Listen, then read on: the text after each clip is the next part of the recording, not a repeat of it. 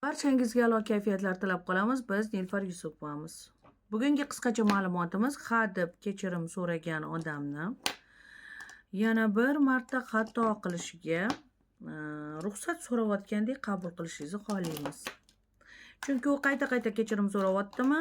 U qayta-qayta kechirim so'rab, qayta-qayta yana sizga pand beryapti, yana gapida turmayapti, yana turli xil xurmacha qiliqlarni qilyaptimi? Agar yaxshi ko'rsangiz chidang va kechiring.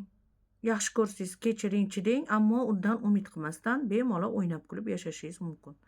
Chunki qayta-qayta uzr so'raydigan odam qayta-qayta senga pand berishni xohlashimga ruxsat ber degan ma'noni beradi. Bunda o'ylab qarasa, agar u bir marta kechirim so'radi, 2 marta, 3 marta, 4 marta, ammo u 15,000 marta kechirim so'rab yana hali ham pand berayotgan bo'lsa, demak yaxshi ko'rarkansiz, hali ham chidavsiz. Bo'ldi, bu yog'iga o'ynab kulib yashang va undan katta umidlar qilmang. Katta umidlar qilmasdan o'ynab kulib yuzga kirmaydigan umringizda rohatda yashab yurishingiz kerak. Boshqa yo'l yo'q. E'tiboringiz uchun kattakon rahmat.